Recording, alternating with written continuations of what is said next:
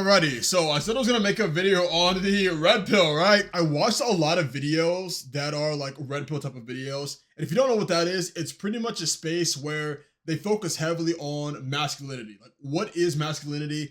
How to best use it in today's society and how it's really seen in today's society. So a lot of it can be seen as toxic. And it's kind of funny because a lot of the things that they talk about were things that were common and things like the norm just like 50 years ago. But with today's society, it is now seen as toxic and it's now seen as outdated. So it's weird. It's a double-edged sword, is the way I see it. Like, it can definitely be something that you can benefit from, or it can be something that holds you back.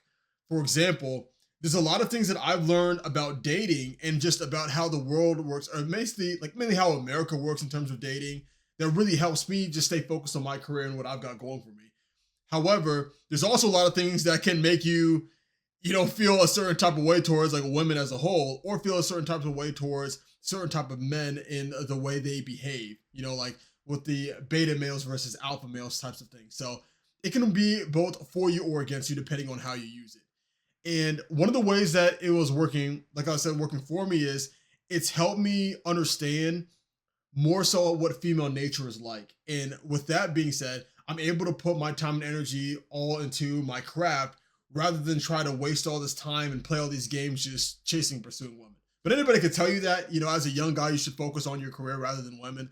But, as young guys, it's much harder to do that just because, like, when I was in college, there are parties all the time. You're always surrounded by beautiful women. So it's very easy for you to get distracted and go down that path. So yeah, nowadays I put more of my time and focus into just what I've got going on. But one thing that I wanted to actually talk about was the actual negatives that it brought to my life. And one of the things was, because like I make gaming videos for my gaming channels, right?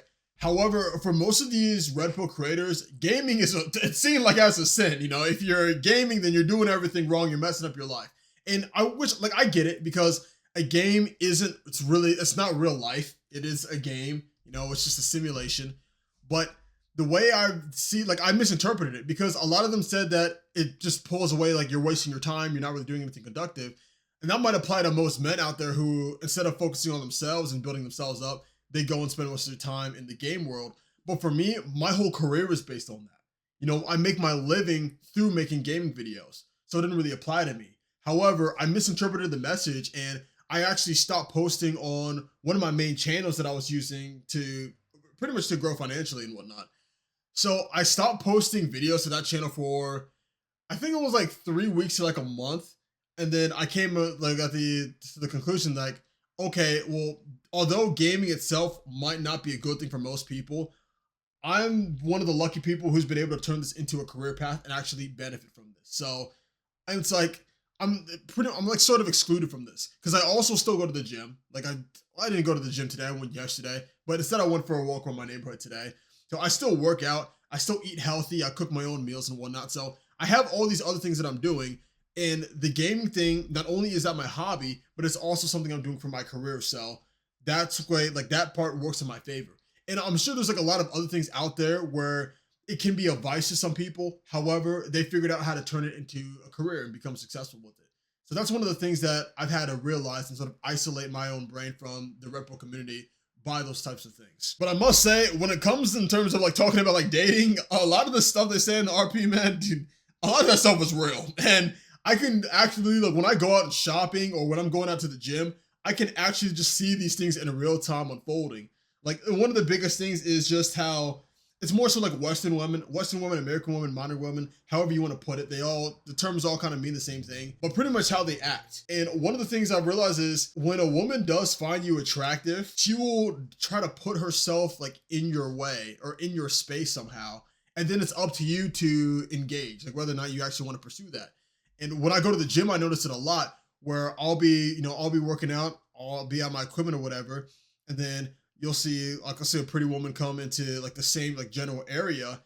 And it was just fine. Like, at first I passed it off. I'm like, okay, they just need to use those machines. But then I'm normally staying in one place. So after I'm there for a while, eventually she goes to moving to like the side here. So now she's like right here, like working out where it's like in my line of sight. So I'm like, okay, like I still kind of pass it off. Oh, she just needs to use that machine. But at the same time, she might be wanting me to like do something, but I don't have my glasses, nor do I have my contacts at the gym, so I can't see if we're making eye contact. I don't notice any of those quote unquote choosing signals. Choosing signals being any kind of signs that she might be interested in you and not just being in the space to be in the space. So I don't have my glasses or contacts to really be able to see if we're making eye contact or anything. And for the most part, I go to the gym to focus on just me working out. So I don't really talk to people at the gym. I'm very, very stoic. I honestly look angry when I'm there, but I pass that one off as well. I'm like, okay, maybe this is just the second time she just used the machine. So I go all the way across the gym to like another machine that I got to use, like one of the final machines. And lo and behold, guess who walks right on over there? Yep, the same woman, man. And this happens almost every time that I go to the gym now. So I think that with me going to the gym, with me being more confident, with me looking more stern as I'm going, I suppose I am more attractive than the average person that goes there. I mean, most people who go there they're still overweight and they're still working it off. And good on them for going to the gym. So I definitely think I stink, or I stink. I stick out like a sore thumb there, man. And there's nothing wrong with that. I'm just saying that that's something that I've noticed, and I didn't really I wasn't fully aware of that until I came across the red pill community and understood that that's kind of how women sort of like how they try to find a partner is they just kind of put themselves in the general space of somebody who they think might be compatible. So that's one of the things that I've seen. I personally don't optimize on it. And the main reason being is, like I said before, I'm more focused on my career and what I've got going for me. Because another thing that the RP community has taught me is a lot of women nowadays, they'll claim to be traditional, like the Western ones, but they really aren't. And I really didn't know what a traditional woman was until I came across a lot of the content. And a more traditional woman would be one who's more so focused on the family. You know what I mean? A lot of women in the Western societies, they more so want to be boss babes. They want to have the careers. They want to be like the top of the top. And you can do those things. That's fine. However, I feel like those things aren't really conductive for a great long-term relationship. And mainly for me personally, because I'm like already the person that's working hard. I've already got my career things going on. I've got my channels that I'm working on. So I'm putting most of my time into this, into generating the revenue, into providing the resources for the family. So for my partner, I would like them to be more focused on the nurturing part, especially when we have kids, being the main person there to be taking care of the kids. While they're doing that, I'm out here working. So we have that great balance there. And I think if a woman does have like a career and it takes up a lot of her time, like something like nursing, I would say that's something that takes up time. It's not very conductive for that family setting because one of us would have to take off more time of work to be able to raise the kids. And I feel like a lot of people, what they do is they'll go 50-50. So, there will be some times where the woman will take off, so she takes care of the kids, and then sometime where the man takes off, so you can take care of the kids. But that's not the relationship that I want to go for. Like, I've already geared my life up to be the ultimate provider. I don't want her having to work or be in any kind of career setting that's going to take up a lot of time because I want her to be able to have more time for like raising the family. That's essentially how I want to go about it. And I don't think a lot of Western women would like that. You know what I mean? Like if I were to say, hey, I don't want you to work, that doesn't really fly over a lot of people's heads because they'll want to have their own stuff going on. They'll want to have their own income. It's part of being that boss babe, having their own stuff. Because for them, it's like a scapegoat. So if anything goes wrong, they still have their career. They can still maintain themselves and still be like doing good that way.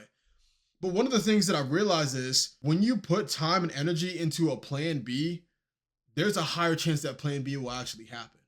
So if she's putting this time and extra energy to make sure that her back is covered if things go south for the relationship, there's a higher chance that it could go south. That's because the time and energy that she could be putting into the relationship itself, she's putting into these backup plans. And the same could be said for me if I was planning for a backup. However, me personally, once I'm at the point where I'm getting into a serious relationship, I'm not planning for that type of backup. Everything I'm doing now with like sacrificing my youth now is so by the time we have a family, we're not going to have to do all this rigmarole and struggle bus with finances and all these other types of things. Like we'll already have that checked off. That's why I'm working now. I'm working now so we have that better future. So I don't want to be with a partner who, I'm working now so that way in the future when we're starting to have a family, the family can be good and we can continue to be good. And at the same time, that partner, they're also working and not only are they providing for the family, but they're also trying to make some plan B behind the scenes just in case. You see what I'm saying? It's like, that's not really what I want. That's part of something that I came across from the RP community, and it's what it's mainly done, if you couldn't tell already, is it's just increased my awareness about just how dating is nowadays. And most men aren't able to like say the things I'm saying and have any kind of boundaries or have any kind of opinions. That's just because that's the way society is. If you have any kind of boundaries or opinions, then you get labeled all these things, man. You get labeled as toxic. You get labeled as misogynistic. You get labeled as controlling, insecure. And also what I've come across is a lot of content where people travel abroad, also known as like passport bros or geo arbitrage. It's when you go to a different area, like usually for men, when you go into a different area because you'll have a higher dating market value in that area. That's what geo arbitrage is. But passport bros is the most common one. That's like the slang for it. And what I've noticed is these guys, what they do is instead of dealing with these things that are most likely to happen with modern women, it's not all modern women, there's still a lot of good ones out there. However, you're more likely to find that easier over into a different place, which is why people usually travel abroad for it. And it is actually something that I'm looking into trying. Like I've actually ordered my passport. So, well, part of it is I wanted to travel. I've never been outside of the US and I do everything remotely from YouTube. So I have the ability to do that. So since I can do it, then I'm gonna go ahead and do it, but I'll make a longer video on that. But that's also increased my awareness that how it is in America, that's not how it's like in the rest of the world. I mean, of course, there's some areas that are similar, but there's still a lot of areas where women are more traditional. They're more feminine. They don't have this ultimate like boss babe attitude. Yeah, they'll still have their careers, but they're willing to put the career to the side to focus on the family unit. And that would be the priority. Because like when I'm getting into a relationship, how I think the priorities are is like, number one is going to be the kids for sure. That's number one. And then number two, then I put her. And then number three is, well, I would say I put her, okay, I'm half and half on putting her at number two because I definitely see myself as important. I would kind of put us on the equal plane for number two. Like we're equal for number two. But at the same time, if I had to be really honest, I want to say, I put myself overall, but nah, dude. I definitely know that I'm going to be putting my kids first and I'm most likely going to be putting her first. But I don't want to put her first if she has these modern sort of like ideologies. You know what I mean? Like if she's going to be more feminine, she's going to be taking on those roles, those nurturing roles to really help the family grow, then 1000% I'm putting her first before me. Of course, like it's just like why not? Like I'd want to, you know what I mean? Like if she's more feminine, I would naturally want to feel like I can protect her. I naturally want to protect and provide. That's just how I've been built as a man. I can't help it. It's biological. So you don't really get too much of that from a lot of Western women, and from a lot of women that I've dated or I've been with in the past. I'm pretty sure I was able to just kind of get away with it because I've always been sort of like confident, like speaking how I am now. And I wasn't always afraid to sort of say what's been on my mind, but I've always been good at wording it in a way where people can understand it. But nowadays, since I have the knowledge that you don't have to do that, you don't have to go through so many hula hoops, you don't have to play all these games and do all this other BS just to get something good long-term with Western type of women, it's more so shifting my mindset where it's like, okay, I can have these opinions. I can feel this way and I can actively say these things. And if the women over here don't want to be part of that, then that's fine. I can go elsewhere to find that. So it's opened up my awareness for just how the world works, how I can maneuver myself in the world, and just that I have many more options. That's the main thing. It's just options. And one of the things that I heard on mini quote was that a lot of Western women hate men who have options because they normally don't really take them too seriously in terms of dating, and they wonder why. But like I was saying, man, it's just that boss babe attitude that they're in their masculine energy, and most guys don't want to date another dude. Well, some people out there do, but most guys who are seeking a woman for a partner, they don't want a masculine woman. They want a woman who's more feminine, who's going to be more passive. That those qualities are more attractive. So it easily makes sense that these alpha dudes, these chads, the top 10%, top 1% of guys are only going to see these women as just something to have fun with rather than a long-term relationship. And that's just how it is. And I feel like as time goes on, more and more of these chads are just going to pretty much exist just because, with Andrew Tate and Fresh and Fit and like all these other guys making channels about being alpha, being masculine, more and more young youth are actually adopting these sort of ideologies and actually taking these steps to improve themselves. And as guys improve themselves and they improve their physique, they improve their finances, they improve their intelligence, overall well-being, they just become more aware of female nature. And if they have better odds having a great long-term relationship in the future by going somewhere else, they're gonna do that. But since they're still young and they still want to have fun, they're gonna be young and have fun. So a lot of the more Western women, modern women, are just, unfortunately, they're the fun option, and that's all it really is. It's just for fun. It's not really gonna be conductive for things long term. But like I said before, there still are women out there who are great partners, great for long term, and haven't really been, getting all this misinformation from social media and TikTok, absorbed into their brains. They're still clean, they're still fresh with all that. Me personally, I could spend my time trying to shift through all these bad eggs to find that one golden goose, or I could just go somewhere else where it's easier to shift. Because either way, you're gonna have to do your due diligence. You're gonna have to shift through some stuff. That's just how it is. So it's just like, how much stuff do you want to have to shift through is really the question.